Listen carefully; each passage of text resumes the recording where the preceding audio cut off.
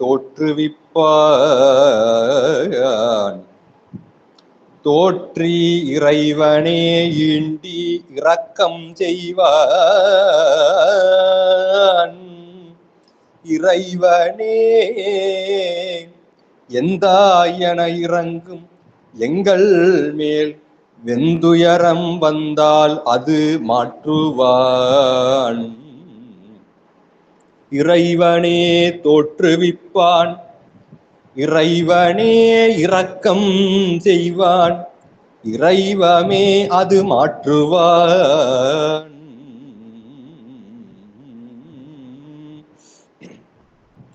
எல்லாம் வல்ல உமையொருபாகன் திருவருளையும் நாயினேற்கு பொற்பரிசிட்டுள்ள மகாசன்னிதானங்கள் குருவர்களையும் சிந்திக்கின்றோம். சிவஞான போத தொடர் சிந்தனை வகுப்பிலே சென்ற வகுப்பில் அவையடக்கத்தை நம்முடைய மதுரை தனுசையா அவர்கள் விரித்து பேசினார்கள். அவையடக்கம் மட்டும் முற்று பெறாமல் அதோடு சேர்த்து முதல் சூத்திரத்திற்கான ஒரு அறிமுக உரையையும் கொடுத்தார் அவர். அதை தொடர்ந்து இந்த வகுப்பிலே முதல் சூத்திரத்தின் சொல்லக்கூடிய பொருளை ஒரு மேலோட்டமாக பொது செய்திகளை எல்லாம் தொகுத்து கூறி மேற்படி வரவிருக்கும் வகுப்புகளிலே அதில் இருக்கும் நுணுக்கங்களை எல்லாம் சொல்வதாக அவர்கள் உள்ளார்கள். அதையொட்டி இன்று முதல் சூத்திரம் இறைவனே கர்த்தா என்பதை நிலவியும் வினை என்று ஒன்று உண்டு என்று சிவபராக்கிரமத்தை எல்லாம் விரித்து பேசக்கூடிய ஒரு சூத்திரம் இந்த முதல் சூத்திரம். அதை நாம் சிந்திக்க இன்று திருவருளும் குருவருளும் கை கொடுத்தது. அதை தொடர்ந்து நாம் நம்முடைய ஆசிரியர் மதுரை தனுசையா அவர்களுடன் இணைந்து அதை சிந்திப்போமாக. மெய்கண்ட தேசிகன் திருவடி வாழ்க. ஞானசம்பந்தம் சொக்கலிங்கம். திருச்சிற்றம்பலம். கைலாய பரம்பரையில் சிவஞான போதனரி காட்டும் வெண்ணை பயில் வாய்மை மெய்கண்டான் சந்ததிக்கோர் மெய்ஞான பானுவாயி குயிலாரும் பொழில் திருவாவடுதுறை வாழ் குரு நமச்சிவாய தேவன் சைலாதி மரபுடையோன் திருமரபு நீடூழி தலைக்கமாதோ. பண்டறியாமை பிடித்து விட்டேனை விடாது பற்றி கொண்டு குணவழி விட்டு திருத்தி என் கோதகற்றி புண்டரிக பதம் தந்தாய் எனக் என்னால் ஒரு போகமுண்டோ தண்டமிழ் கோமுத்தி முத்தி வஞ்சாக்கர சர்க்குருவே. மறுவேன் உனதடியார் திருக்கூட்டம் மருவி வஞ்சப் ஒருவேன் மகளிர் விழிக்கடை நோக்கும் உளம்பதைத்து தெருவேன் அடிமையும் என்னால் உனதருள் மேவுவனோ திருவாவடுதுறை தேவே பஞ்சாக்கர தேசிகனே. கல்லாலில் புடையமர்ந்து நான்மறை ஆரங்கம் முதல் கற்ற கேள்வி வல்லார்கள் நால்வருக்கு வாய்க்கிறந்த பூரணமாய் மறைக்கப்பாலாய் எல்லாமாய் அல்லதுமாய் இருந்ததனை இருந்தபடி இருந்து காட்டி சொல்லாமல் சொன்னவரை நினையாமல் நினைந்து பவத்துடைக்கை வெல்வாம் கல்லால் நிழல் மலை வில்லார் அருளிய பொல்லார் இணைமலர் நல்லார் புனைவரே. எல்லாம் வல்ல மீனாட்சி அம்மையுடனாகிய சொக்கநாத பெருமானுடைய பொன்னார் திருவடிகளை அடியேன் மனம் மொழி மெய்களால் வணங்கி கொண்டு திருக்கைலாய பரம்பரை மெய்கண்ட சந்தானம் திருவாவடுதுறை ஆதி குருமூர்த்தி ஸ்ரீலஸ்ரீ பஞ்சாக்கர தேசிகருடைய பொன்னார் திருவடி கமலங்களை அடியனுடைய சென்னியிலே வைத்து எண்ணிக்கொண்டு ஆவடுதுறையில் எழுந்தருளி சிவஞான செங்கோல் வச்சு வரும் ஸ்ரீலஸ்ரீ அம்பலவான தேசிய பரமாச்சாரிய சுவாமியுடைய பொன்னார் திருவடி கமலங்களை அடியேன் மனம் மொழி மெய்களால் வணங்கியவாறே இந்த அருட்குருநாதர் சித்தாந்த சரபம் மெய்கான் திருவினார் சிவத்தமிழ் செல்வர் மதுரை பேராசிரியர் சைவ சித்தாந்த பேராசிரியர் ஆனந்தராசன் ஐயாவுடைய குருவருளை முன்னிறுத்தி ஆரூரன் சாத்திர குழுவிலே இந்த இணைய வழியிலே சிவஞான போத சிந்தனையை செய்ய திருவருளுக்கும் குருவருளுக்கும் அடியனுடைய வணக்கங்களை தெரிவித்துக் கொண்டு நாம் மங்கள வாழ்த்து தொடங்கி அவையடக்கம் வரை சிந்தித்து இருக்கின்றோம். ஆக இன்னைக்கு நம்ம முதல் நூற்பாக்குள்ள செல்ல இருக்கின்றோம். நேற்று முதல் நூற்பாவை பற்றி சில செய்திகள் எல்லாம் பேசினோம். ஆக இன்னைக்கு நம்ம முதல் நூற்பாக்குள்ள செல்ல இருக்கின்றோம். ஏன்னா இந்த முதல் நூற்பால தான் மெய்கண்ட தேவர் பதி உண்மையை கடவுள் என்று ஒருவன் இருக்கின்றான் என்று நமக்கு நிறுவுகின்றார். ஆக உலகத்திற்கு ஒரு கடவுள் இருக்கின்றான் என்பதை நிறுவுவதாக அமைந்ததுதான் இந்த நூற்பா. ஆக அந்த கடவுள் இருப்பை மெய்கண்டார் எப்படி நிறுவினார் என்றால் இறைவனுடைய காட்சியை இறைவனுடைய இருப்பை எப்படி நிறுவுவது? இறைவனுடைய நம்முடைய கண்ணிற்கு புலப்படுவானா? இறைவன் அப்படிப்பட்ட தன்மை உடையவனா என்று பார்த்தால் இறைவன் கண்ணுக்கு புலப்பட்டான். யாருடைய கண்ணுக்கு புலப்பட்டான் இறைவன்? அவர்கள்தான் நாயன்மார்கள் மற்றும் அருளாளர்கள். சொல்றாங்க அல்லவா, கண்ணால் யானும் கண்டேன் காண்க. நாவுக்கரசர் பெருமான் சொல்லுகின்றார், அவன் அருளே கண்ணாக காணின் அல்லால் இப்படியன் இந்நிறத்தன் இவ்வண்ணத்தன் இவன் இறைவன் என்று எழுதி காட்ட ஒணாதே என்று அப்பர் பெருமான் சொல்லுகிறார் அல்லவா. ஆக அவனை எப்படி காண முடியும், அவனை எப்படி காண வேண்டும் என்றால் அவனுடைய திருவருளையே துணையாக கொண்டு இந்த திருவருளையே கண்ணாக கொண்டு தான் நாம் அவனை காண முடியும் என்று அப்பர் பெருமான் இந்த இடத்திலே சொல்கின்றார். எனவே அப்படிப்பட்ட சிவபெருமான் உலகத்தாருடைய கண்ணுக்கு புலப்படுவானா? சிவபெருமான் உலகத்தார கண்ணுக்கு புலப்படுவான் என்றால் அது எல்லோருக்கும் விளங்கும்படியாக அப்படி இருக்காது. அதனால மெய்கண்டார் இங்க காட்சி அளவையை அதன் மூலமாக நிறுவாமல் கருதல் அளவை, அனுமான பிரமாணம், அதன் மூலமாக இறைவனுடைய இருப்பை, இறைவன் ஒருவன் உண்டு என்பதை இந்த முதல் நூற்பாவிலே நிறுவுகின்றார். அதுதான் இந்த முதல் நூற்பாவிற்கு உண்டான சிறப்பு. ஆக இறைவன் ஒருவன் இருக்கின்றான் என்பதை அனுமான பிரமாணம் மூலமாக நிறுவிய மெய்கண்டார் மலத்தினுடைய இயல்பு, ஆணவ மலம், மூல மலமாக இருக்கக்கூடிய அந்த மலத்தினுடைய இயல்பையும் இந்த சூத்திரத்திலே சொல்வது இந்த சூத்திரத்துக்கு உண்டான சிறப்பு. உலகத்தை வைத்தே, தெரிந்த உலகத்தை கொண்டே தெரியாத இறைவனை நமக்கு மெய்கண்டார் இந்த சூத்திரத்திலே நமக்கு காட்டுகின்றார். ஆக எனவே உலகத்தார் அனைவருக்குமே தெரியும்படி எப்படி கருதல் அளவையிலே மெய்கண்டார் இந்த இடத்திலே இறைவனுடைய இருப்பை நிறுவுகின்றார் என்று பார்ப்போம். கருதல் அளவை என்பது புலப்படாத பொருளை, தெரியாத பொருளை, அந்த பொருளை விட்டு நீங்காத மற்றொரு ஏதுவை கொண்டு தெளிவதுதான் கருதல் அளவை. இப்ப எடுத்துக்காட்டாக ஒரு மலை, அந்த மலையில இருந்து புகை மட்டும் நமக்கு தெரிகின்றது, நெருப்பு தெரியவில்லை. ஆக தெரிந்த அந்த புகையை கொண்டு தெரியாத அந்த நெருப்பை காண்பது போல இந்த உலகத்திலே புலப்படாத இறைவனை நமக்கு மெய்கண்டார் அனுமான பரமாத்மத்தின் மூலமாக அதனை விட்டு நீங்காத ஏதுவை கொண்டு இந்த முதல் நுட்பாவிலே நமக்கு மெய்கண்டார் அதை நிறுவுகின்றார். ஆக இந்த உலகம் எப்படிப்பட்ட உலகம் என்றால், இந்த பரந்த பிரபஞ்சமானது ஒரு காரிய பொருளாக இருக்கின்றது. ஆக காரிய பொருளாக இருக்கின்றது என்றால் செய்யப்பட்ட பொருள், செயற்கை பொருள். இந்த உலகம் செய்யப்பட்ட ஒரு செயற்கையான பொருள், ஆக்கப்பட்டது என்பதை நம்ம எப்படி அறிந்து கொள்ளலாம்? இந்த உலகம் ஆக்கப்பட்டது என்றால், இந்த உலகத்தை ஆக்கும் பொழுது, பெருமானால் இந்த உலகத்தை உண்டாக்கும் பொழுது இதனை கண்டவர்கள் யாரேனும் உண்டா? இந்த உலகம் இப்படித்தான் தோன்றியது என்று பார்த்தவர்கள் யாராவது உண்டா? இந்த உலகம் தோன்றியதை இப்படித்தான் தோன்றியது என்று கூறியவர்களும் யாராவது உண்டா என்றால் இல்லை. இந்த உலகம் செய்யப்பட்ட பொருள், இதனை யாரும் கண்டது இல்லை. இந்த உலகம் சங்கார காலத்தில் எப்படி அழியும் என்பதை யாரும் இனி காணப்போவது இல்லை.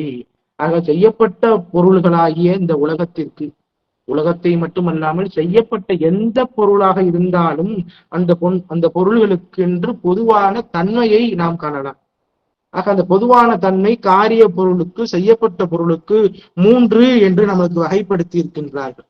அதுல முதலாவதாக செய்யப்பட்ட பொருள் எப்படி இருக்கும் என்றால், பல பகுதிகளை உடையதாகவும் இருப்பது செய்யப்பட்ட பொருள்.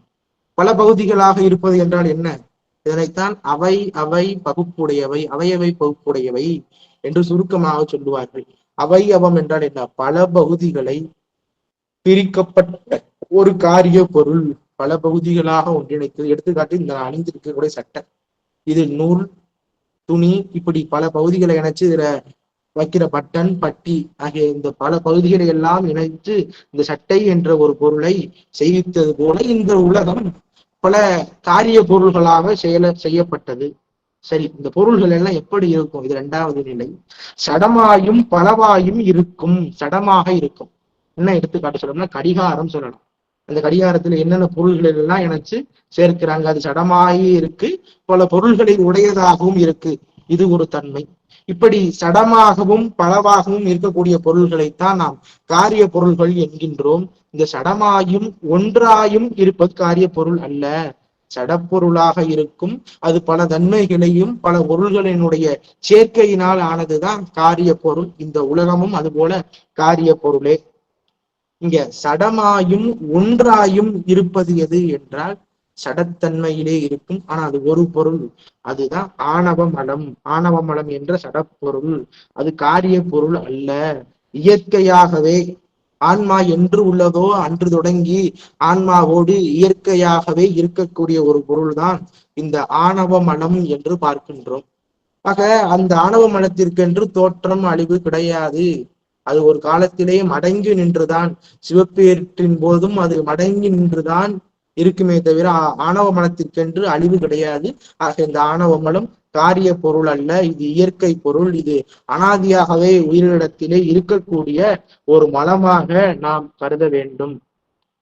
ஆக பலவாய் இருந்ததனால் தானே அதை காரிய பொருள் என்கின்றார்கள். அப்ப நம்மளுடைய உடம்பு எப்படி இருக்கிறது? பல பகுதிகளாக உள்ளது அல்லவா? எனவே இதுவும் ஒரு காரிய பொருள். காரிய பொருள் என்றால் என்ன? தோன்றி நின்று அழிபவை. செய்யப்பட்ட பொருள்தான் தோன்றி நின்று அழியக்கூடிய தன்மையிலே இருக்கும். ஆக செய்யப்பட்ட பொருள் என்றாலே அதற்கு தோற்றம் உண்டு, அழிவு உண்டு என்பது விளங்கும்.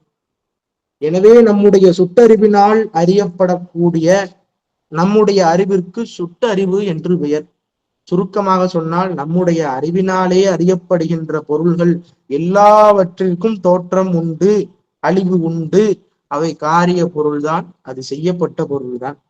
நம்முடைய அறிவினாலே இப்படிப்பட்ட பொருள்களைத்தான் நாம் அறிய முடியும். நாம பார்க்கக்கூடிய எல்லா பொருள்களுமே செய்யப்பட்ட பொருள்தான். நம்மால் சுட்டி அறியக்கூடிய பொருள்கள் எல்லாமே செய்யப்பட்ட பொருள்கள் தான். ஓரிடத்திலே உள்ள பொருளை இது இன்ன பொருள் என்று சிறப்பாக அறிவதுதான் சுட்டறிவு. அப்படித்தான் நாம் அறிகின்றோம். அந்த அறியும் பொருள்கள் யாவுமே காரிய பொருள்கள் தான். அந்த 3 நிலை சொல்லியிருக்கோம். முதல் நிலை என்ன என்றால், பல பகுதிகளை உடையதாக இருக்கும், பல பகுதிகளை உடையதாக இருக்கும். 2வது, பல பகுதிகளை உடையதாக இருந்தாலும் அது சடமாக இருக்கும் என்று பார்த்தோம். இதோட ஆணவத்தை சொல்லும் போதுதான் அது சடமாயும் ஒன்றாயும் இருக்கும், அனாதியாக இருக்கும் என்று பார்த்தோம். 3வது, சுட்டு அறியப்படும், சுட்டி அறியப்படும். ஆன்மாவாகிய நம்முடைய அறிவினால் சுட்டு அறியப்படும். இந்த பொருள் இன்ன தன்மை வாய்ந்தது என்று சிறப்பாக சுட்டி அறிவதனால் இதனை சுட்டறிவு என்கின்றோம். என்று இந்த தன்மைகளை எல்லாம் பெற்றிருக்கக்கூடியது இந்த உலகம். ஆக இது போலத்தான் இந்த மேற்கூறிய தன்மைகள் 3மே உலகத்திற்கு இருக்கின்றது. முதல் தன்மை என்ன? பல பகுதிகளாக பிரிக்கப்பட்டுள்ளது. இதனை மெய்கண்டாரே சொல்கின்றாரே, நேற்று பார்த்தமே. அவள் என்றும் அது என்றும் 3 வகையாக பிரிக்கப்பட்ட உலகத் தொகுதி இது ஒண்ணு. சடமாயும் பலவாயும் அவன் அவள் அது என்னும் சடப்பொருளோடு பலவாக உள்ள காரிய பொருள்கள் என்பது 2வது செய்தி.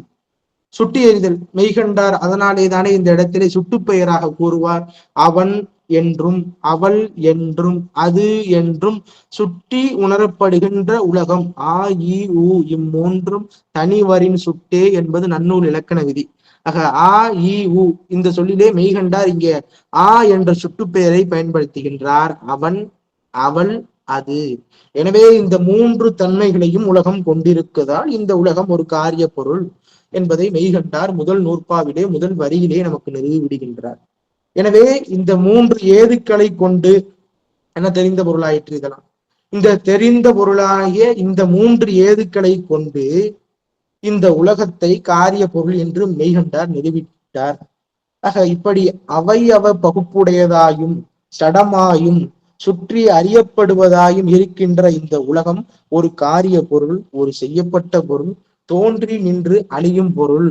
எனவே இந்த பெரிய உலகத்திற்கு தோற்றமும் உண்டு, அழிவும் உண்டு என்பதை அனுமானம் அளவை மூலமாக நமக்கு வலியுறுத்துகின்றார். அடுத்து நூற்பாவிலே பாருங்கள். மூவினைமையின் என்றால் என்ன? 3 தொழில்கள். வினை என்றால் தொழில்.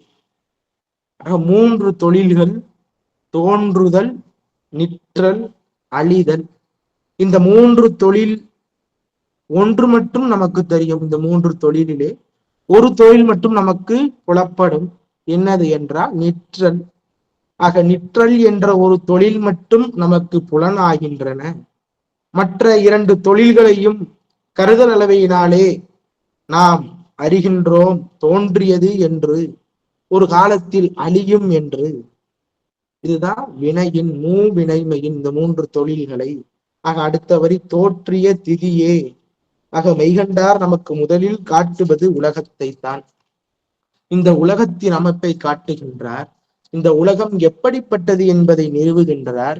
ஆக காணப்படுகின்ற இந்த உலகத்தை கொண்டே காணப்படாத கடவுளை உணர்த்துவதுதான் மெய்கண்டார் இந்த நூற்பாவிற்கு செய்த சிறப்பு. ஆக தோற்றிய என்றால் என்ன? இந்த உலகம் சடமாக இருப்பதனால், இந்த உலகம் செய்யப்பட்ட பொருளாக இருப்பதனால் இதனை செய்தவன் ஒருவன் வேண்டும், இதனை தோற்றுவித்தவன் ஒருவன் வேண்டும். அறிவற்ற சடப்பொருள் தானாக தோன்ற முடியுமா? தானாக தோன்ற முடியுமா? தானாக ஒரு சடப்பொருள் எப்படி தோன்ற முடியும்? சடப்பொருள் தானாக தோன்றாது. களிமண்ணில் இருந்து குடம் தானாக தோன்றுமா? நூலில் இருந்து ஆடை தானாக தோன்றுமா? எனவே செய்பவன் ஒருவன் இருக்கின்றான். தோற்றிய என்றால் ஒருவனால் தோற்றுவிக்கப்பட்ட என்று பொருள் கொள்ள வேண்டும். ஒருவனால் தோற்றுவிக்கப்பட்ட திதியே என்றார். திதி என்றால் என்ன? தோற்றுவிக்கப்பட்ட உள்பொருள். அதனை ஏன் உள்பொருள் என்று சொல்ல வேண்டும்? தோற்றுவிக்கப்பட்ட பொருள் என்று சொல்லலாமே. அதனையே நாம் இந்த இடத்திலே உள்பொருள் என்று கொள்கின்றோம் என்றால், மற்ற சமயத்தவர்கள் எல்லாம் இல்லாத பொருளை தோன்றும் என்பார். இல்லாத பொருளை இறைவன் உண்டாக்க மாட்டான், இருப்பதைத்தான் உண்டாக்க முடியும். அதாவது களிமண்ணிலே இருந்து குடம் இருக்கின்றது. எப்படி இருக்கின்றது? நுண்ணிய நிலையிலே, சூக்கும நிலையிலே, கண்ணுக்கு புலப்படாத நிலையிலே களிமண்ணிலே குடம் சூக்குமமாக நுட்பமாக அடங்கி இருக்கின்றது. ஆக அப்படி புலப்படாத இருக்கக்கூடிய அந்த சூக்கும நிலையை அந்த குடத்தை வளைகின்ற குயவன் அந்த மண்ணிலிருந்து வெளிப்படுத்துகின்றான், களிமண்ணிலிருந்து தோற்றுவிக்கின்றான். அவன் புதிதாக உருவாக்கின்றானா? இல்லை. ஏற்கனவே களிமண்ணாக சூக்கும நிலையில் உள்ள குடத்தை அதை வளைபவன் வெளிப்படுத்துகின்றான், வெளிக்கொணர்கின்றான். அவன் கொடுப்பது எல்லாம் அதற்கு உண்டான வடிவங்கள் தான். அதுதான் வெளிப்படுகின்றது. இருக்கக்கூடிய பொருளைத்தான் உருவாக்கின்றான். எனவே சைவ சித்தாந்தத்தின் அடிப்படையான கருத்து இந்த இடத்திலே இல்லது தோன்றாது, இல்லாத பொருள் வராது, உள்ள பொருள் போகாது, உள்ளது போகாது. ஆக எல்லா பொருளும் என்றும் உள்ளன என்றால், பசுவின் கன்று பிறக்கும் போது அதற்கு தலையிலே கொம்பு இல்லை. முயலின் தலையில் கொம்பு இருக்கிறதா? அதுவும் இல்லை. சில காலம் கழித்து பசுவினுடைய கன்றிற்கு கொம்பு வளர்கின்றது. ஆனால் பல காலம் ஆனாலும் முயலினுடைய கொம்பு அதற்கு வருகின்றதா? அப்படி ஒரு மாற்றம் அந்த முயலுக்கு நிகழ்கின்றதா என்றால் இல்லை. கன்றினுடைய தலையிலே சூக்குமமாக கொம்பு இருந்தது, அதனால் அது சில காலம் கழித்து வெளிப்பட்டது. முயலுக்கு கொம்பு இல்லை, அதனால் அது வெளிப்படாது. எனவே இல்லது என்றைக்கும் வராது. இது அடிப்படை. இல்லது வராது, உள்ளதுதான் வரும். ஆகவே பொருள்களுக்கு 2 நிலைகள் உண்டு. ஒன்று புலப்படும் நிலை, தூள நிலை என்பார்கள். இரண்டாவது புலப்படாத நிலை, சூக்கும நிலை என்று சொல்லுவார்கள். எனவே என்ன தெரிகின்றது என்றால், தூள நிலையில் இருக்கின்ற பொருள்கள், புலப்படுகின்ற நிலையில் இருக்கின்ற பொருள்கள் புலப்படாத சூக்கும நிலையை அடைவதுதான் அழிதல். கண்ணுக்கு தெரியக்கூடிய பொருள் தெரியாத சூக்குமமான நிலையில் நிற்பது, அந்த செயல்பாட்டிற்கு பெருமான் அதனை நிகழ்த்துவதற்கு பெயர்தான் அழிதல். அழிவு என்றால் இல்லாமல் செய்வது அல்ல. புலப்படுகின்ற நிலையில் இருக்கக்கூடிய பொருளை புலப்படாத நிலைக்கு மாற்றுவது, அந்த மாற்றத்திற்கு பெயர்தான் அழித்தல். இது முக்கியமான ஒன்று. அழித்தல் என்றால் ஒரு நிலையில் இருந்து மற்றொரு நிலைக்கு மாறுதல். எனவே இக்கொள்கையைத்தான் சைவ சித்தாந்தத்திலே சர்க்காரியவாதம் என்று சொல்லுவார்கள். சத் என்று பிரிக்க வேண்டும். சத் என்றால் உள்ளது, காரியம் என்றால் தோன்றுவது, சத்காரியவாதம்.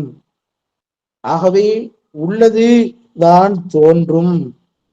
இது அடிப்படையான கருத்தாக கொள்ள வேண்டும். உள்ள பொருள்தான் தோன்றும்.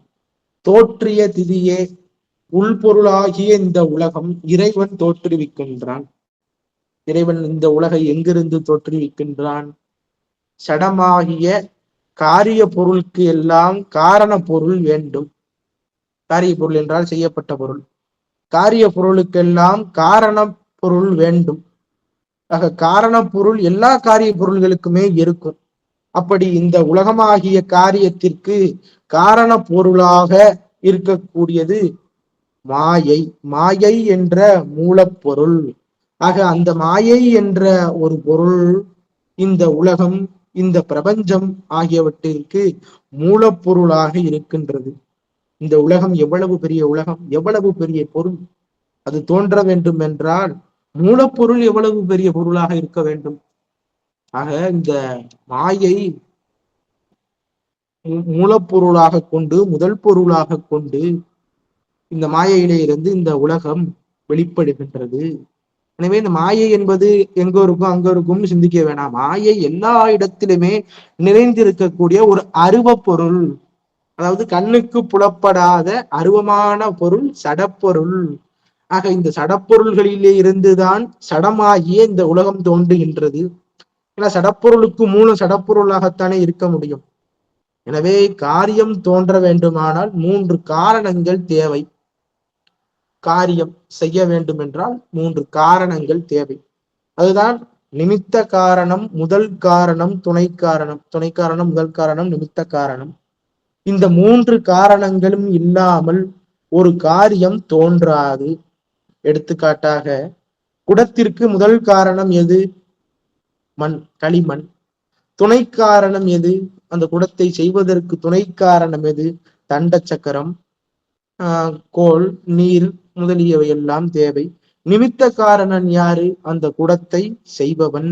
இப்படி ஒரு குடம் காரியப்படுத்த வேண்டும் என்றால் காரண பொருள்களாக 3 வேண்டும். அதுதான் முதல் காரணம், துணை காரணம், நிமித்த காரணம். இன்னொரு செய்தி, நமக்கு இன்ப துன்பங்கள் வருகின்றன. நமக்கு வரக்கூடிய இன்ப துன்பங்கள் எல்லாம் இயற்கையா செயற்கையா? செயற்கைதான். செயற்கை என்றால் காரிய பொருள். எனவே நமக்கு வருகின்ற இன்ப துன்பங்கள் எல்லாமே காரியங்கள். காரியங்கள் என்றாலே 3 காரணங்கள் இருக்க வேண்டும். இந்த இன்ப துன்பங்களுக்கு எது முதல் காரணம் என்றால் வினை. அவரவர் செய்யக்கூடிய வினைதான் இந்த இன்ப துன்பங்களுக்கு முதல் காரணமாக இருக்கின்றது. சரி, துணை காரணம் என்றால் என்ன? இன்ப துன்பங்கள் நமக்கு எதன் வழியாக வருகின்றது? இன்ப துன்பங்கள் மாயாகாரியமாக இருக்கக்கூடிய இந்த உலகப் பொருள் மூலமாக வருகின்றது. எனவே மாயையை இந்த இடத்திலே நாம் துணை காரணமாக கொள்ளலாம். எனவே வினை முதல் காரணம், மாயை அந்த வினைக்கு துணை செய்கின்றது. இன்ப துன்பங்கள் நம்மை அடைவதற்கு மாயை தான் துணை செய்கின்றது. இந்த உடம்பின் மூலமாக இன்ப துன்பங்கள் வருகின்றதா இல்லையா? உடம்பின் மூலமாக வருகிறதுல. நடந்து போறோம், கால் தடிக்கு கீழே விழுகின்றோம், நமக்கு துன்பம் உண்டாகுது. நமது உடல் ஒரு வேதனையை தருகின்றது. அந்த வேதனையினாலே நம்ம துடிக்கின்றோம். அந்த இடத்துல நமக்கு துன்பம். மனதுல ஒன்று நினைக்கின்றோம், பழைய நினைவுகள், ஏதோ ஒரு மகிழ்ச்சியான நினைவுகளை நினைக்கின்றோம். அப்படி நினைக்கும் பொழுது நம்முடைய மனம் இன்பம் கொள்கின்றது. ஆக இன்பமும் கொள்ளும், துன்பமும் கொள்ளும். இது எல்லாமே மாயாகாரிய பொருள்கள். முதல் காரணம் வினை, அவரவர் செய்த வினை. 2வது காரணம் மாயை. 3வது காரணம் நிமித்த காரணம். அது என்ன? ஆணவ மலம்தான் இன்ப துன்பங்களுக்கு நிமித்த காரணம். ஆணவ மலம்தான் நிமித்த காரணம் என்றால், இந்த ஆணவ மலம் இல்லை என்றால் நமக்கு யான் எனது என்ற விருப்பு வெறுப்பு இருக்காது. அந்த விருப்பு வெறுப்பினாலேதான் நான் வினைகளை செய்கின்றோம். நான் என்ற தன்முனைப்பு, தற்போதம் என்பார்கள். தற்போதம், பசுப்போதம், ஆன்மபோதம் என்று சொல்லுவார்கள். ஆக நான் என்பது இருந்தால் விருப்பு வெறுப்பு உண்டாகும். அதன் மூலமாக நாம் வினைகளை செய்கின்றோம். இன்ப துன்பங்களை அதற்கு ஏற்றாற்போல் நாம் ஈட்டுகின்றோம்.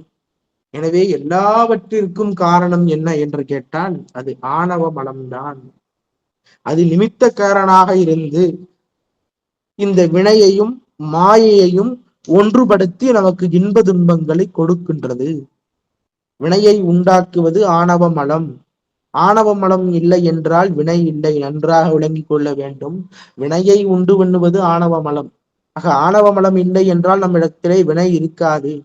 நான் என்ற நினைப்போடு செய்வதுதான் வினை. எல்லாம் எம்பெருமான் சொக்கநாதன் செயல் என்று எண்ணி நினைத்து செய்தால் நமக்கு வினை இல்லை. நான் அது ஒழிய வேண்டும். நான் ஒளிந்தால்தான் அந்த இடத்திலே நாயகன் நமக்கு வெளிப்படுவான். நான் செய்கின்றேன் என்று செய்தால் வினைதான் நம்மை பற்றும். எனவே ஆணவ மனம்தான் வினையை உண்டாக்குகின்றது. அந்த வினைதான் துன்பத்தை கொடுக்கின்றது. எனவே அந்த ஆணவ மலம்தான் நிமித்த காரணம். ஆணவ மலம் எப்படி இந்த காரியத்திற்கு 3 காரணங்கள் வேண்டும். இந்த 3 காரணங்கள் எப்படி இந்த உலகத்திற்கு ஒரு அமைப்பாக, இந்த முதல் காரணம், துணை காரணம், நிமித்த காரணம் என்று இந்த 3 காரணங்களும் கட்டாயம் வேண்டும். இறைவன் நிமித்த காரணனாக இருந்து இந்த உலகத்தை தோற்றுவிக்கின்றான். அந்த இடத்திலே குயவன் போன்று மாயை முதல் காரணமாக இருந்து துணை காரணமாக இருந்தும் இறைவனுடைய சக்தி ஆகிய ஆற்றல், இறைவனுடைய ஆற்றல் உலகை உருவாக்க இங்கே துணை காரணமாக இருக்கின்றது. இன்னொரு காரணமும் உண்டு.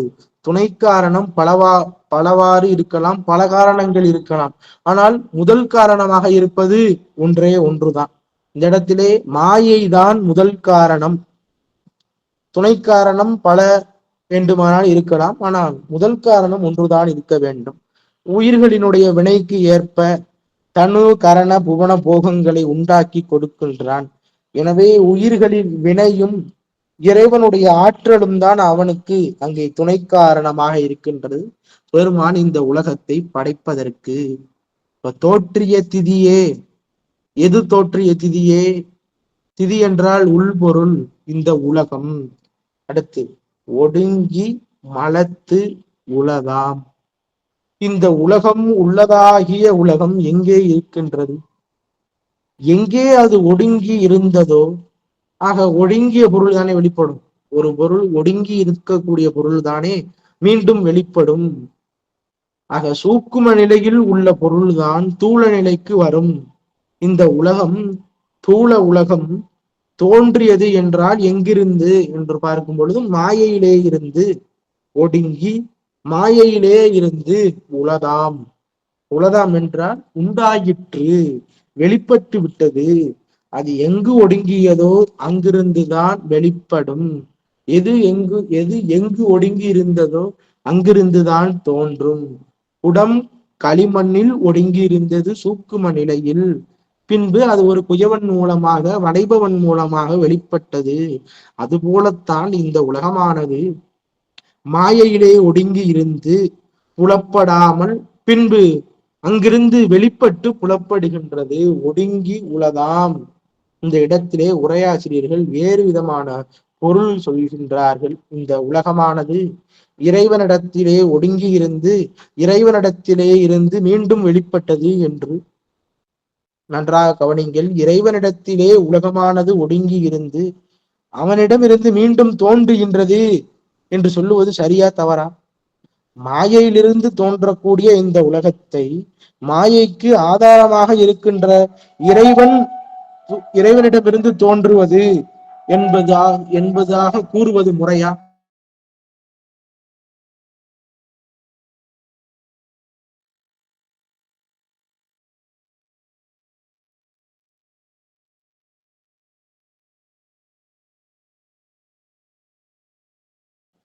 இம்முறைகளை பற்றி திருமுறைகளிலே பல பாடல்கள் இருக்கின்றன. இறைவன் உலகத்தை தோற்றியது என்று, அவனால் தோற்றுவிக்கப்பட்டது என்று திருமுறைகளிலே இருந்து பல பாடல் நமக்கு காட்டுகின்றார்கள்.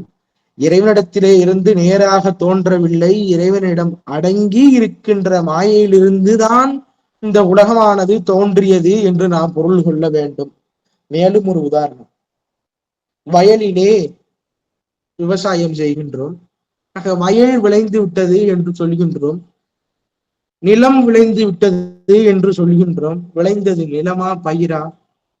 பயிர் தானே விளைந்தது. பயிர் விளைந்து விட்டது என்று தானே சொல்ல வேண்டும். அதற்கு பதிலாக நிலம் விளைந்து விட்டது என்று சொல்கின்றோமே. ஆக எது சரி? இரண்டுமே சரிதானே, நிலத்திலேதான பயிர் விளைந்தது, பயிர் தானே நிலத்தில் விளைந்தது. ஆக அந்த பயிருக்கு இடமாக இருப்பது எது? அந்த நிலம். எனவே எத்தனையோ உதாரணம் சொல்லலாம் இந்த இதுக்கு. இன்னும் கிணறு ஊறுகிறது என்று சொல்லுவார்கள். கிணறா ஊறுகிறது? கிணற்றில் நீர் தானே ஊறுகின்றது. அந்த நீருக்கு இடமாக இருப்பது கிணறு. அதுபோலத்தான் மாயையிலிருந்து இந்த உலகம் தோன்றுகிறது. அது இறைவனிடத்தில் இருந்து தோன்றுகின்றது என்று ஒரு உபச்சார வழக்காக சொல்கின்றார்கள். இப்ப ஒடுங்கி, ஒடுங்கி என்றால் என்ன? ஒடுங்கி என்பது இந்த இடத்திலே இறைவனை குறிக்கும். இறைவன் என்பவன் இங்கு ஒடுங்கி. இறைவனுக்கு ஒடுங்கி என்று பெயர். எல்லாவற்றையுமே தன்னிலே ஒடுங்குமாறு செய்தவன், எல்லா உலகங்களையும் தன்னிலே ஒடுங்குமாறு செய்தவன். அப்ப அவனுக்கு என்ன பெயர் என்றால் ஒடுங்கி. சுமைதாங்கி என்று சொல்கின்றோமே, எதை? சுமையை தாங்கக்கூடியவன், ஒரு கல்லை தாங்கக்கூடியவன் சுமைதாங்கி. இடிதாங்கி என்று சொல்கின்றோமே, இடியை தாங்கக்கூடிய ஒரு கருவி. அதுபோல இறைவனுக்கு ஒடுங்கி என்று பெயர். ஒடுங்குவதற்கு இடமாக நிற்றவன். இகர ஈற்று பெயர் ஈ என்று முடியும் பெயர் சொல். இப்படித்தான் இடிதாங்கி, முள் வாங்கி என்று சொல்கின்றோம். முள் வாங்கி, முல்லை வாங்குவதற்கு இடமாக இருக்கக்கூடிய ஒரு பொருள். அதுபோல ஒடுங்கி என்றால் எல்லா உலகங்களும் ஒடுங்கி இருப்பதற்கு இடமாக இருக்கக்கூடிய இறைவன். ஆக இறைவனிடத்தில் இருந்து இந்த உலகம் உண்டாயிற்று. ஒடுங்கி உலதாம். ஒடுங்கி இருந்த இந்த உலகம் ஏன் தோற்றுவிக்கப்பட வேண்டும்? ஒடுங்கியபடியே போய்விட்டால் என்ன? மீண்டும் இந்த உலகத்தை ஏன் தோற்றுவிக்கின்றான்? அதற்கு காரணம் என்ன? மெய்கண்டார் சொல்லுகிறார் பாருங்க. மலத்தால் ஆள் சேர்த்து படிக்க வேண்டும். ஒடுங்கி, ஒடுங்கி இருந்து மலத்தால் உளதாம். நோய் வருது, மருத்துவரை நாடுகின்றோம் என்றால் என்ன அர்த்தம்? நோய் நீங்குவதற்கு மருத்துவரிடத்திலே சென்றான். அதுபோல மலத்தால் உண்டாகின்ற இந்த பொருளை மலம் நீங்குவதற்காக உண்டாயிற்று. வறுமையால் வள்ளலை நாடினான் என்றால் வறுமை வந்தது. அந்த வறுமை நீங்கும் பொருட்டு வள்ளலை நாடினான் பணம் பெறுவதற்காக. அதுபோலத்தான் மலத்தால் உண்டாயிற்று என்று பார்க்கின்றோம். ஆக முதலிலே இருந்து உலகம் பல பகுதிகளை உடையதாகவும் அது பலவாயும் சடமாயும் சுட்டி அறியப்படுவதாயும் இருத்தலினால் இந்த உலகத் தொகுதி ஒரு காரிய பொருள், செய்யப்பட்ட பொருள். இதனை செய்தவன் ஒருவன் இருக்கின்றான். அவன் தோற்றுவிக்க இந்த உலகம் தோன்றியது. தோற்றிய திதியே. சரி, இறைவன் எதற்கு இதனை தோற்றுவிக்கின்றான் என்றால் உயிர்களிடத்திலே உள்ள ஆணவ மலத்தை நீக்கும் பொருட்டு இதனை தோற்றுவிக்கின்றான். ஆக இந்த நூற்பாவிலே கடவுள் ஒருவன் இருக்கின்றான் என்று பொதுவாக சொன்னார். கடவுள் உண்டு. அடுத்து அவன் யார்?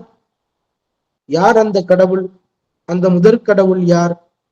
ஒவ்வொரு சமயத்தாருமே ஒவ்வொரு கடவுள்களை கூறுகின்றார்கள்.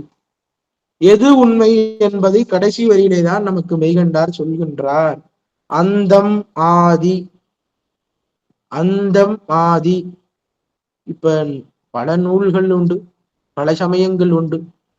இருந்தாலும் நம்முடைய சைவ சமயத்திலே ஒரு 3 கடவுள்களை பேசுவார்கள் நூல்களிலே. மிகுதியாக பேசப்படக்கூடிய கடவுள்கள் இந்த 3 கடவுள்கள். மும்மூர்த்திகள், திருமால், அயன், ருத்திரன். மும்மூர்த்திகளும் ஒவ்வொரு தொழில்களை செய்பவர்கள். படைத்தல் கடவுள், காக்கும் கடவுள், அழித்தல் கடவுள். இந்த 3 கடவுள்களின் தொழில்களில் எது சிறந்த தொழில்? படைத்தல், காத்தல், அழித்தல். இந்த 3 தொழில்களில் எந்த தொழில் சிறந்த தொழில்? படைத்தலா அல்லது காத்தலா இல்லை அழித்தலா என்றால் படைத்தல் கடவுள். படைப்பு தொழிலை செய்யக்கூடிய அந்த கடவுள் ஒரு தொழிலுக்கு மட்டும் உரியவன். வேறு தொழில் அவனால் செய்ய முடியாது. வேறு தொழில் அவன் செய்வதற்கு அதிகாரமும் கிடையாது. அதனால் தான் அவனுக்கு படைத்தல் கடவுள் என்று பெயர். இப்ப காத்தல் கடவுள். காத்தல் தொழிலை மட்டும் செய்வதற்குத்தான் அவனுக்கு அதிகாரம். அதனாலேதான் அவன் காத்தல் கடவுள் என்று பெயர். அழித்தல் கடவுள். அழிக்கின்ற காலத்திலே, சங்கார காலத்திலே, ஊழி காலத்திலே எல்லா உயிர்களையும் ஒடுக்குகின்றான். எல்லா உயிர்களையும் ஒடுக்குகின்றான், ஏனைய கடவுளர்களையும் ஒடுக்குகின்றான். யாரையுமே பெருமான் விட்டு வைப்பது இல்லை. அதுதான் சர்வசங்காரம் என்று சொல்லுகின்றார்கள். ஒன்று இரண்டு பேரை கூட விட்டு விடாமல் அவன் அழிப்பான். எனவே எல்லா உலகங்களையும் எல்லா உயிர்களையும் ஒடுக்குகின்றவன் யார் என்றால் அழித்தற் கடவுள். அப்படி மிஞ்சி இருக்கின்றவன் யார் என்றால் ஒருவன். அவன் ஒருவன் தான் அழித்தல் கடவுள். மகா சங்காரம், சர்வசங்கார காலத்திலே எல்லாவற்றையுமே அடக்கி கொண்டு ஒருவனாக இருப்பான். தாயுமிழி தந்தையுமிழி தான் தனியன் காணேடி என்று திருவாசகத்திலே சொல்கின்றார். அவன் தன்னந்தனியாக இருக்கின்றான். மனோன்மணியம் பாடிய சுந்தரம் பிள்ளை இதனை மிக நயமாக பேசுவார். கடையூழி வருந்தனிமை கழிப்பதற்காக திருவாசகத்தை பெருமான் எழுதி கொண்டான் என்று ஊழி காலத்திலே, மகா சங்கார காலத்திலே எல்லாவற்றையுமே தன்னுள் ஒடுக்கி கொண்டு எம்பெருமான் அவனுக்கு ஏற்பட்ட அந்த தனிமையை போக்குவதற்காக திருவாசகத்திலே ஒரு பிரதியை சிதம்பரத்திலே எழுதி கொண்டான் என்று. எனவே அழித்தற் கடவுள், அந்த அழித்தற் கடவுள் தான் எல்லாவற்றிற்கும் முதல்வன். எல்லாவற்றையுமே அழித்து ஒடுக்கி தனித்து நிற்கின்றான் என்று பார்க்கின்றோம். அப்படியானால் அவன் மீண்டும் தோற்றுவிப்பது யார்? மீண்டும் எதற்கு தோற்றுவிக்கின்றான்? அவன் ஏன் அதை தோற்றுவிக்கின்றான் என்றால், யார் அழித்தானோ, யாரால் அழிக்கப்பட்டதோ அவனால் தான் மீண்டும் தோற்றுவிக்க முடியும். எனவே அழித்தலோடு சங்காரம் செய்வதோடு இந்த இடத்திலே படைத்தலையும் செய்கின்றான். எனவே இவன்தான் அந்த காத்தல் தொழிலையும் செய்ய முடியாதா? படைத்தல் தொழிலை செய்கின்றான். மகா சங்காரத்திலே இருந்து மறுபடியும் மாய காரியத்திலே இருந்து இந்த உலகத்தை உருவாக்குகின்றான், அழிக்கவும் செய்கின்றான். இந்த இரண்டு தொழில்களையும் செய்யக்கூடிய பெருமானே இதனை காக்க முடியாதா? எனவே இந்த மூன்று தொழில்களுக்கும் உரியவன் சிவபெருமான் தான். அழித்தல் தொழிலே மற்ற தொழில்களில் எல்லாவற்றுமே அடங்கி விடும். ஏன்னா அந்த நிலையிலே இருக்கக்கூடிய தேவர்களையும் இவன் ஒடுக்கி விடுகின்றானே. அனைத்துலகும் ஆக்குவாய் காப்பாய் அழிப்பாய். எனவே அழித்தல் தொழில் தான் இந்த முத்தொழில்களிலே மேம்பட்ட தொழில், சிறப்பான தொழில். அதனை செய்பவன் தான் முழு முதற்கடவுள். சைவ சித்தாந்தத்தினுடைய கருத்துப்படி மும்மூர்த்திகளுக்கும் மேலானவனாக இருக்கக்கூடியவன் சிவபெருமான். சிவபெருமான் மும்மூர்த்திகளில் ஒருவன் அல்லன். அவன் நான்காவதாக இருக்கக்கூடிய மூர்த்தி. மாணிக்கவாசகர் சொல்கின்றாரே, தேவர்கோன் அறியாத தேவதேவன் செழும் ஒளில்கள் பயந்து காத்து அழிக்கும் மற்ற மூவர்கோனாய் நின்ற முதல்வன் மூர்த்தி மூதாதை மாதாளும் பாகத்து எந்தை. செழும்பொழில்கள் என்றால் இந்த இடத்திலே உலகங்கள் பயந்து காத்து அழிக்கும் மற்றை மூவர்கோனாய் நின்ற முதல்வன் மூர்த்தி. இந்த படைத்து காத்து அழிக்கக்கூடிய இந்த மூன்று பேருக்குமே கோணாக தலைவனாக இருக்கக்கூடியவன் யார் என்றால் அவன் சிவபெருமான். சிவபெருமான் மும்மூர்த்திகளுக்கும் மேலானவன். அந்த மும்மூர்த்திகள் அவரவர் செய்த புண்ணியத்தின் காரணமாக சிவபெருமானிடத்திலே இருந்து இந்த அதிகாரத்தை பெற்று இத்தொழிலை செய்கின்றார்கள். அவர்கள் இந்த தொழிலுக்கு ஒரு அதிகார மூர்த்தி. அவர்கள் எல்லாம் உயிரினத்தார்கள் என்று மறந்துவிடக் கூடாது. இறைவனை தவிர, எம்பெருமானை தவிர மற்ற தேவர்கள் எல்லாரும் உயிரினத்தவர்கள், நம்மை போன்று. அவர்கள் செய்த புண்ணிய மிகுதியாலே பதவியை அனுபவிக்கின்றார்கள். அந்த பதவி முடிந்த பிறகு அவர்கள் மீண்டும் பிறவிக்கு வர வேண்டும். 100 கோடி பிரம்மர்கள் நொந்தினர், 6 கோடி நாராயணன் அங்கனே, ஏறு கங்கை மணல் எண்ணி இந்திரன் ஈரில்லாதவன் ஈசன் ஒருவனே என்று அப்போர் சுவாமிகள் பாடுகின்றாரே. 100 கோடி பிரம்மனுடைய பதவி முடிந்து விட்டது. 6 கோடி நாராயணனுடைய திருமாலினுடைய பதவி முடிந்து விட்டது. ஏறு கங்கை மணல் எண்ணில் இந்திரன். கங்கை ஆற்றில் இருக்கக்கூடிய மணலை கூட எண்ணி விடலாம், அத்தனை இந்திரர்கள் வந்து விட்டார்கள். இவர்களை எல்லாம் தாண்டி ஈரில்லாதவன் என்றால் அவன் சிவபெருமான். ஆகவே இந்த தேவர்கள் எல்லாரும் உயிர்கள், குணத்தை உடையவர்கள், நம்மை போன்றவர்கள். எனவே இவர்கள் உயிரினத்தார்கள் என்று சொன்னோம். குணங்கள் 3: சத்துவம், ராசசம், தாமசம். இது மாயையினுடைய குணங்கள், உயிரினுடைய குணங்கள் அல்ல, மாயையின் குணங்கள். அந்த மாயை தானே நமக்கு உடம்பாக கருவி கரணங்களாக அமைந்திருக்கின்றது. நம்முடைய உடம்பிலும் நம்முடைய கருவிகளிலும் இந்த முக்குணங்கள் அமைந்து இருக்கின்றன. அந்த முக்குணத்திற்கு ஏற்பத்தான் நாம் செயல்படுகின்றோம். சத்துவ குணம் எதை உண்டாக்கும் என்றால் அறிவுக்கு விளக்கத்தை கொடுக்கும். அறிவு விளங்குவதற்கு துணை செய்வது சத்துவ குணம். நல்ல சான்றோர்களிடத்திலே இந்த குணத்தை நாம் காணலாம். நல்ல சான்றாண்மையை இந்த குணம் உண்டாக்கும். நற்குணம், சத்துவ குணம் என்று சொல்லுவார்கள். அடுத்து ராசச குணம். ராசச குணம் என்றால் ஊக்கம், முயற்சி முதலியவற்றை உண்டாக்கும். யாருடைய உடம்பிலே ராசச குணம் மிகுதியாக இருக்கின்றதோ அவர்கள் எல்லாம் செயல் வீரர்களாக இருப்பார்கள்.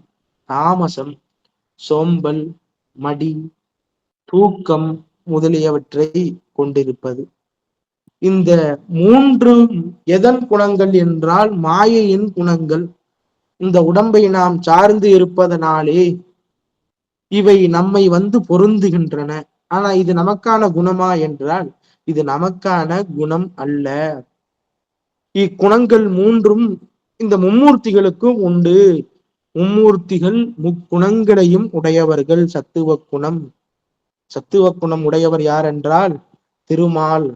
அதனாலே தான் அவர் காத்தல் தொழிலுக்கு உரியவராக இருக்கின்றார், படைத்தல் தொழில். ராசச குணம் அது பிரம்மதேவனுக்கு உண்டு. தாமச குணம் அது அழித்தற் கடவுளாகிய ருத்திரனுக்கு உண்டு. ஆனா இந்த ருத்திரனுக்கு குணிருத்திரன் என்ற பெயர் உண்டு. சிவபெருமானுக்கு மகாருத்திரன் என்று அவனை சொல்லுவார்கள். ஆக இந்த முக்குணங்களையும் உடையவர்கள் மும்மூர்த்திகள். ஒவ்வொரு குணத்திற்கும் ஒரு நிறமும் உண்டு. சத்துவ குணம் வெண்மை, ராசச குணம் செம்மை சிவப்பு, தாமச குணம் கருமை. சத்துவ குணம் உடைய திருமால் என்ன நிறம்? திருமால் வெண்மை நிறம். அதுதான் திருமாலினுடைய இயற்கையான நிறம். பார்க்கடலில் இருந்து நஞ்சு வந்த போது அந்த விஷக்காற்று பட்டதால் திருமால் நீல நிறமாக மாறினான். பிரம்மன் செந்தாமரையில் இருக்கக்கூடியவன், செம்மை நிறம் உடையவன். உருத்திரன் குணிருத்திரன் கருமை நிறம். ஆனால் சிவபெருமான் இந்த 3 குணங்களையும் உடையவன் அல்ல. அதனாலேதானே அவனுக்கு நாம் பல்லாண்டு பாடும்போது பாடுகின்றோம், குணம் கடந்தவனுக்கே பல்லாண்டு கூறுதுமே என்று பாடுகின்றோம். ஆக சிவபெருமான் குணங்களை கடந்தவன், அவன் முக்குணங்களை உடையவன் அல்ல. உயிர்கள் குணங்களை உடையது. மாயையினுடைய குணங்களாக இருக்கக்கூடிய இந்த சத்துவம், ராசசம், தாமசம் என்று சொல்லக்கூடிய இந்த 3 குணங்களை உயிர் உடையது. எனவே மும்மூர்த்திகளிலே உள்ள குணிருத்திரன் சம்காரம் செய்கின்றான், அழித்தல் செய்கின்றான். அது ஏகதேச சம்காரமாகத்தான் இருக்கும். ஏகதேச சம்காரம் என்றால் ஒரு பகுதியைத்தான் அழிக்கின்றான். ஆனால் சர்வ சங்காரம், மகா சங்காரம் என்னும் முற்றளிப்பை செய்பவன் சிவபெருமான். இந்த முற்றளிப்பை செய்கின்றவனைத்தான் முதல் கடவுள் என்று சொல்கின்றோம். இதுதான் கடைசி வரியிலே மெய்கண்டார் அந்தம் ஆதி என்று கூறுகின்றார். அந்தம் என்றால் முடிவு, இந்த இடத்திலே அழிப்பு என்று பொருள் கொள்ளுவோம். அழித்தல் செய்கின்ற கடவுள், முற்றளிப்பை செய்கின்ற கடவுள். ஆதி என்றால் முதல். ஆக அந்த முற்றளிப்பை செய்கின்ற இறைவனே முதல் கடவுள், அந்தம் ஆதி. என்மனார் புலவர். இந்த இடத்துல என்மனார் புலவர் என்றால் என்ன? இந்த என்மனார் புலவர் என்ற வார்த்தை தொல்காப்பியம் தொடங்கியே இருக்கு. அதுல எழுத்ததிகாரத்துல சொல்றார், நீட்டல் வேண்டின் அளப்புடையது கூட்டி எழுவுதல் என்பனார் புலவர். அளவு இறந்து உயிர்த்தலும் ஒற்று ஓசை நீடலும் உலையென மொழிப இசையோடு சிவனிய நரம்பின் மறைய என்பனார் புலவர். இந்த இடத்துல மெய்கண்டாரு சொல்கின்றார். என்பனார் புலவர் அவன் அவள் அது எனும் அவை மூ வினைமையின் தோற்றிய திதியே ஒடுங்கி மலத்து உலதாம் அந்தம் ஆதி என்மனார் புலவர். என்மனார் புலவர் என்ற இந்த கருத்துக்கு முன்பு வாழ்ந்த புலவர்களை கூறியது என்று பொருள். புலவர் என்பது இந்த இடத்திலே பன்மை, புலவர் என்பது பன்மை, புலவன் என்பது ஒருமை. ஆக புலவர்கள் இவ்வாறு கூறுகின்றார்கள் என்று வருகின்றது. ஆகவே இவர்களுக்கு கற்பித்த ஒரு தலைமை புலவன் வேண்டும் அல்லவா? அந்த தலைமை புலவன் யார்? முருகரா, அகத்தியரா, இல்லை ஔவையாரா? மாணிக்க வாசகரிடத்திலே கேட்டால் அவர் சொல்லுவார், விண்ணாலும் தேவருக்கு மேலாய வேதியனை மண்ணாலும் மன்னவருக்கு மாண்பாகி நின்றானை தன்னார் தமிழளிக்கும் தன்பாண்டி நாட்டானை பின்னாலும் பாகத்து பேணு வெறுந்துரையில் கண்ணான் கடல் காட்டி நாயேனை ஆட்கொண்ட அண்ணாமலையானை பாடுவிங்கான் அம்மானாய். இதுல பாருங்க, தன்னார் தமிழளிக்கும் தன்பாண்டி நாட்டானை நண்பாட்டு புலவனாய் சங்கம் ஏறி நற்கனக கிளி தருமிக்கருளினோன் காண்க. ஆக புலவனாக இருந்தது யாரு? தமிழ் சங்கத்திலே சிவபெருமான் தானும் ஒரு புலவனாக இருந்து தமிழ் ஆராய்ந்ததைத்தான் இங்கே தமிழளிக்கும் என்று சொல்கின்றார். ஆக அந்தமாதி என்றால் என்ன? சிவபெருமான் அவர்தான் அந்தமாதி என்பனார் புலவர் என்று இந்த இடத்திலே நமக்கு மெய்கண்டார் சொல்லுகின்றார். அளவை நூல்கள், ஆராய்ச்சி நூல்களில இருந்து இதனை கூறுகின்றார். இதனைத்தான் என்பனார் புலவர், என்மனார் புலவர் என்றார். எனவே முதல் நூற்பா கடவுளினுடைய இருப்பை பொதுவாக உணர்த்தி பிறகு சிறப்பாக உணர்த்துகின்றது. பொதுவாக என்றால் இந்த உலகம் ஒரு காரிய பொருள். ஆகவே சடமாயும் பல பகுதிகளை உடையதாயும் அவையவை பகுப்பாயும் இந்த உலகம் இருக்கின்றது. இந்த உலகத்தை செய்வதற்கு ஒருவன் வேண்டும், ஒரு கடவுள் வேண்டும், அப்படி செய்பவன் ஒருவன் இருக்கின்றான் என்பதை அவர் இங்கே பொதுவாக சொல்லி பின்னர் அது என்ன என்று விளக்குகின்றார். எல்லாவற்றையுமே முற்றளிப்பு செய்யக்கூடிய அந்த சங்கார கடவுளே முதற் கடவுள் என்று சிறப்பாக மெய்கண்டார் இறுதியிலே நிறுவுகின்றார். அவன் அவள் அது எனும் அவை மூ வினைமையின் தோற்றிய திதியே ஒடுங்கி மலத்து உலதாம் அந்தம் ஆதி என்பனார் புலவர். ஒடுங்கி மலத்து உலதாம், ஒடுங்கி என்றால் இறைவன் என்று பார்த்தோம். ஆக ஒடுங்கிய இறைவன் எல்லாவற்றையும் உண்டாக்கினான். எப்படி எல்லாவற்றையும் ஒடுங்கி நின்று காத்து அளித்த அந்த கடவுளே உலகிற்கு ஆதி, அந்த கடவுளே உலகிற்கு முதல் கடவுள் என்பதுதான் இந்த நூற்பாவினுடைய கருத்து.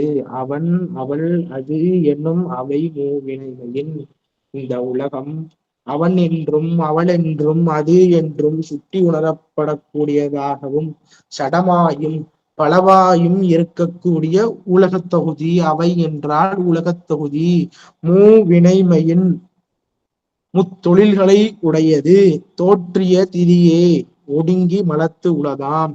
அந்த முத்தொழில்களை உடைய கடவுள்களை எல்லாம் மகா சங்கார காலத்திலே ஒடுக்கக்கூடியவனாக இருக்கக்கூடிய முதல்வன் இருக்கின்றான். எதற்காக இதனை எல்லாம் தோற்றி ஒடுக்கின்றான் என்றான்? மலத்தால், ஆணவம் மலத்தால்.